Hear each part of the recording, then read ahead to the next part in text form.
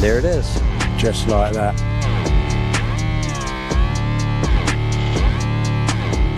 Oh, look at that. Oh my God.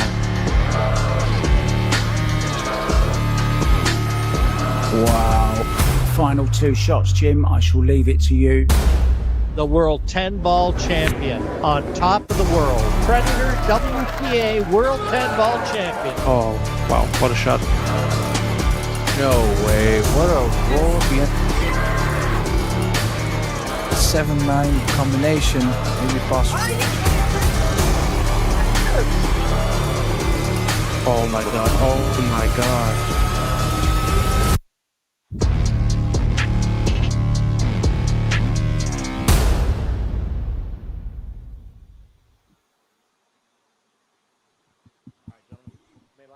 Good morning and welcome to semi-finals day here at the YALIN WPA Men's World 8-Ball Championships. We are live from the International Conference Centre here in Bali, Indonesia. The match we're concentrating on is Alex Kazakis from Greece up against Bryant Saguiped from the Philippines. It's a race to 10, winner breaks, 30-second shot clock, one extension each per rack. Your referee for this one is Perry Anderson. I'm Mark White. Because it's 8-ball, it's a cool shot, of course, so I need somebody in the booth calling the shots with me. There's only one man for that job, Eric Hollefson. Good morning, Eric. Hey, good morning. Pleasure to be here. Got a bit of an unknown coming in here, Mark, with Bryant. Not too often you see someone just kind of come out of the blue like this and make it to the semifinals of a world championship. Of course, Alex, we're all familiar with.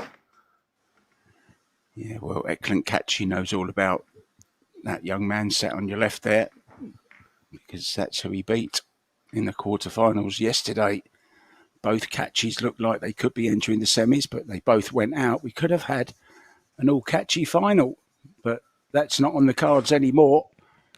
Kazakis, though, representing the K's, has won the lag, and it looks like he's going from the centre. So here we go. Eric Hollefson and myself, Mark White. Let's enjoy this semi-final. Yeah, offense break coming from Alex. Expect a good spread here. Chance to make the balls in the second row back on the side. 2 balls in the top pockets. 3 down overall. Good break. Just the 5 and the 15 that need to be separated. Looks like the 3 plays okay into that breakout.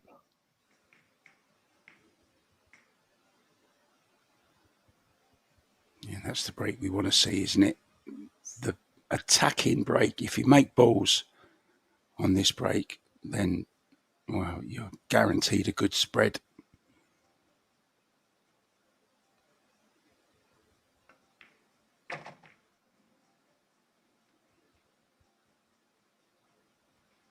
Well, got a little bit wrong, I think. Yeah, it was always going to be a little bit risky on getting on another ball. No solids on that end of the table. Ideally wanted to run into the 15 there. Gonna have to come up with something now. Looks like the bank on the 2 is barely there, Mark. Extension. 5 might be blocking it. I think the bank on the 5's on, isn't it? Can he cross side the 5? Yeah, he'd have to cross it if he was going at the 5. Kind of looks like a double kiss. 2 ball side. 2 it is then. Big shot this early on, Eric. Big test up. If it's in, then he probably wins the rack.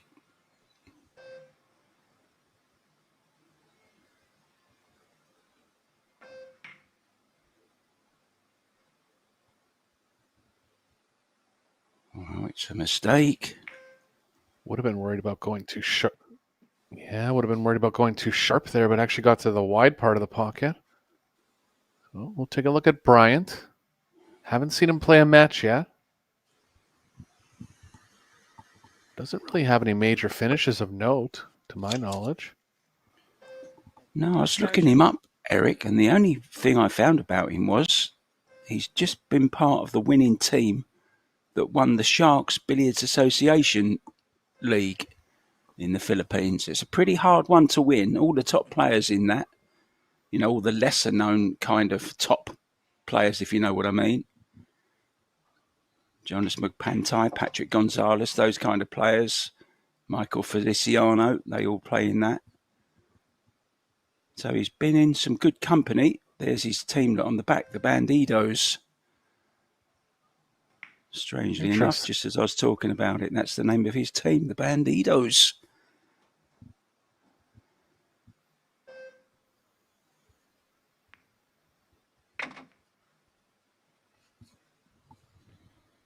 Wanted to contact the 15 there. Contacted it nicely. There's a small issue with the 10. But if he gets straight enough on the 11, it'll play into the right middle.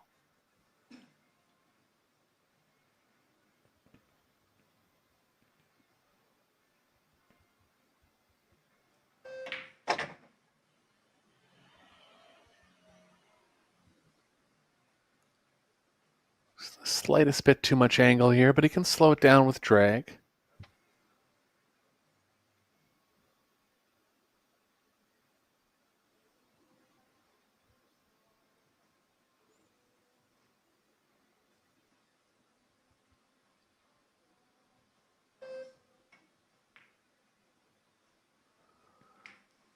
That's like Filipinos, Jeff DeLuna, Anton Raga, that type of approach. 10 ball side.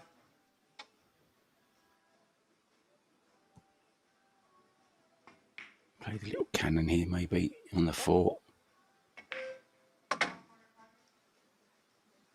So slightly awkward with this 8 ball. For this 8 ball. Shouldn't be a problem though. Looking good, Eric, isn't he? I like what I'm seeing so far. Yeah, it's been a long time since a real unknown has come through and won a major event. He has the chance to do that this week. Well, he actually lost his first round match to fellow Filipino Sean Mark Malayan. He then beat Kasper Matikainen, Dominic Yastrab, Abdullah Alenzi, and then Ryan Sujuan. And then, of course, last night, Eklan Kachi. So he's come the hard way. There's that bank again. Just wide of the mark. It's all about millimetres sometimes. That was a beautiful little shot there, Eric.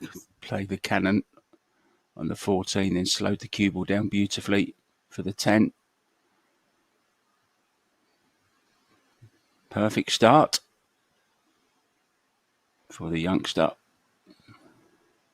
See what his breaking strategy is like here. From the side rail, so a little more defensive. Any player that's reached this point in the tournament's got to be near a 50% break and run percentage, if not higher.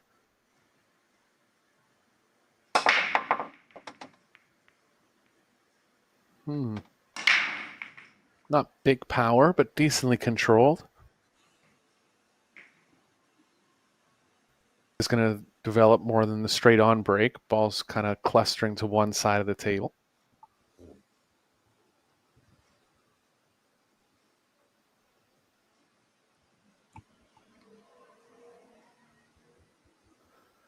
If he gets on the 1, he can open up the 3, running into the 10. Could go 6, 7, 1 into the breakout area. The 2 actually plays into the 10, 11 right now.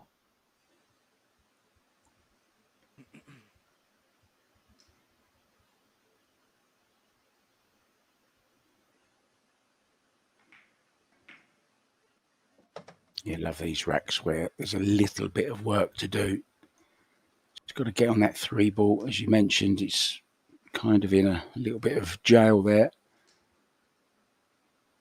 Looking to do it off the 1 maybe, Eric? Just rearrange things. Yeah, ideally he wanted to get a little... Yeah, ideally he wanted to get a little closer to the 1. He'll just have to end up further from it. I still think it'll be comfortable enough. And I don't see much value in going 7-4-1. Still want that 4 there as a bit of insurance and just giving him more options after the breakout. Trusting to luck a little bit here.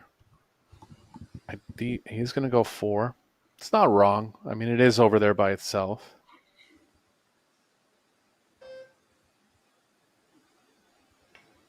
So the breakout's going to have to go exactly right here.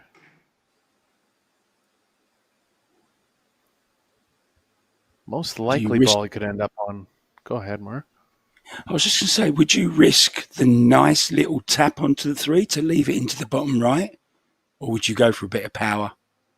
I think it's a little risky as far as pushing the extension. 2 plays into the breakout area as well. Really has the choice of either ball here. He is going to go with the 2.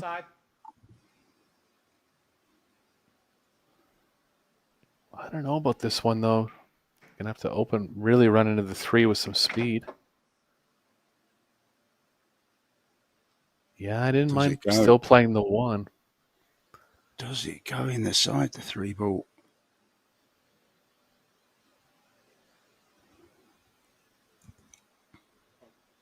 Yeah, big question there. He has called it. Oh, 1 in the side. Okay. Ref faking us out a little bit, but it is 3 in the side. 8 ball will help him stay for the 5.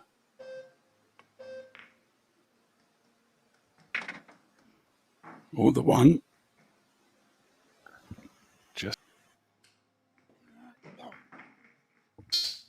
believe the 8 will pass the 9 into the top right. Looks like the cue ball's drawing between the 11-10 here. It'll work okay for the 5.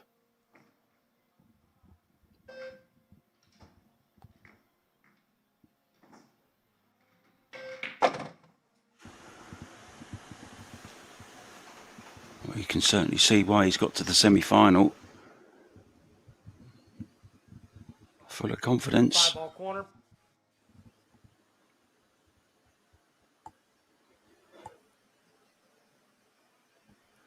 He has this kind of quick acceleration forward stroke. But somehow this stroke lends to good timing and can still hit the cue ball with good finesse. 8 ball corner. Be a little stronger on the pocketing when your backstroke's a little shorter like that. Yeah, it's very solid, isn't it? It's very natural as well. You'd never teach that, Eric, but it works for him very, very well indeed. And you say that short little backstroke really does help him with his accuracy for potting.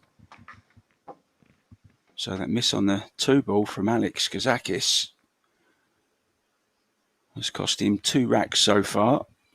And he sorted his way through that mess of a rack. And that's a good sign, because if that's his break and that's the way he's making balls, Eric, and he can cope with difficult tables, then he's a very, very dangerous player.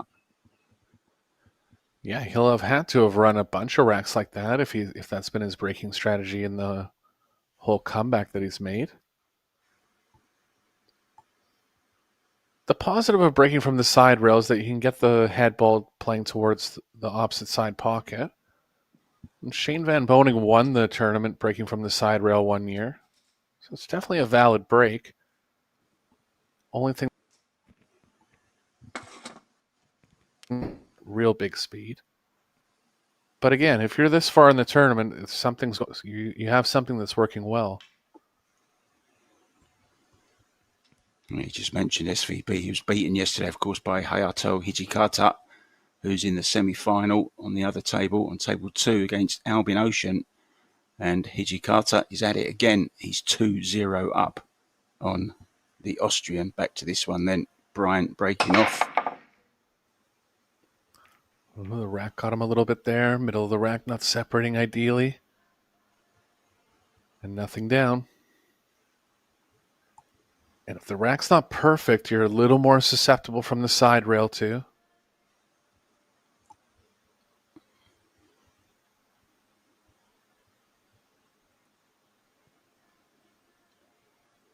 Yeah, when we went to bed last night, there were 20 tables in here. in this room, in this conference centre in Bali. You wake up this morning and there's only 2 remaining, and there'll only be 2 players remaining after these 2 semi-finals. Who's it going to be in the final later on today at 3 o'clock? And picking up that cheque for $70,000 for the winner. Huge amount of money being given away this week. $615,000 total prize money, guys, across the 3 tournaments. Of course, you remember the World Championship men's doubles, the first ever, the inaugural, gave away $70,000. Cesca Centeno winning $50,000 yesterday for winning the Women's World 10 ball for the second time. And of course, $70,000 to the winner of this one later on today. How's he looking here, Eric? Yeah, it looks okay as long as the 11 passes into the bottom right, and I believe it will. Just a bit of an issue.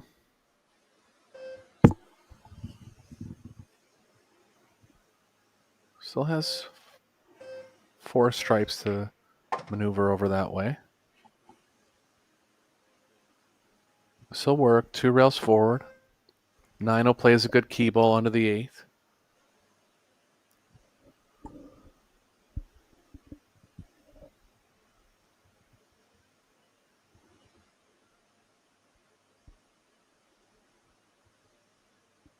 One rail looks okay here. A little more angle.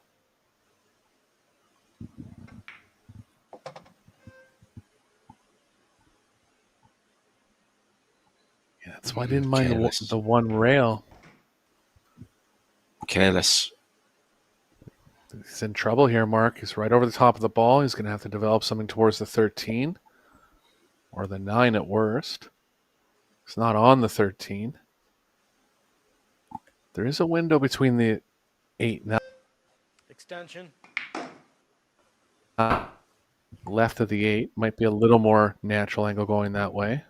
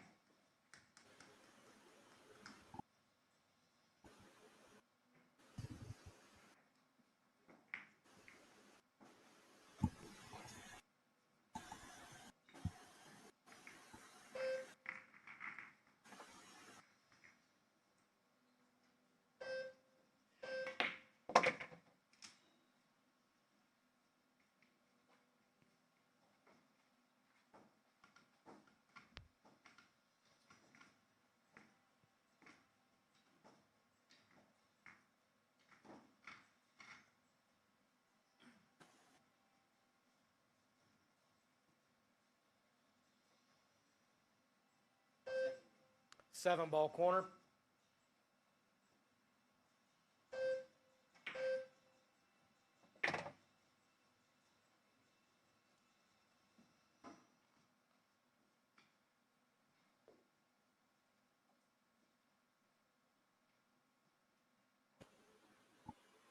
Three ball corner.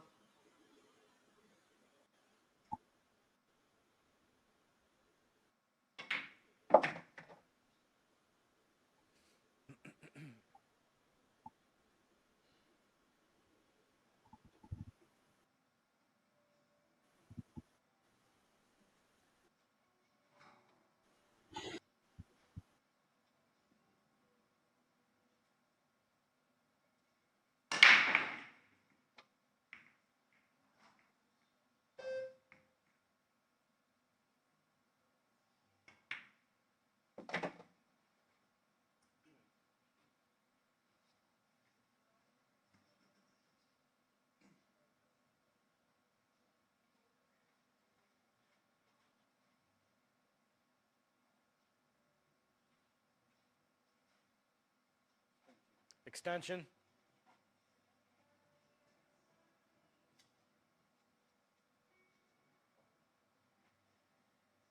6 ball corner.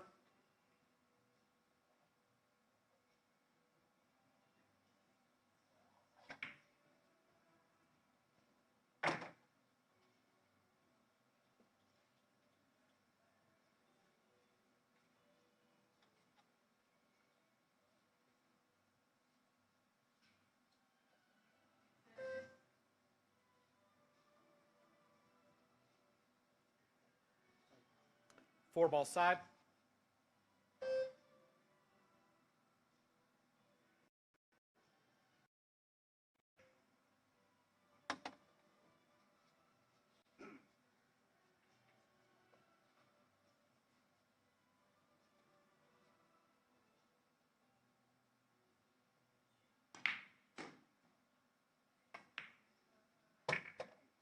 Eight ball corner.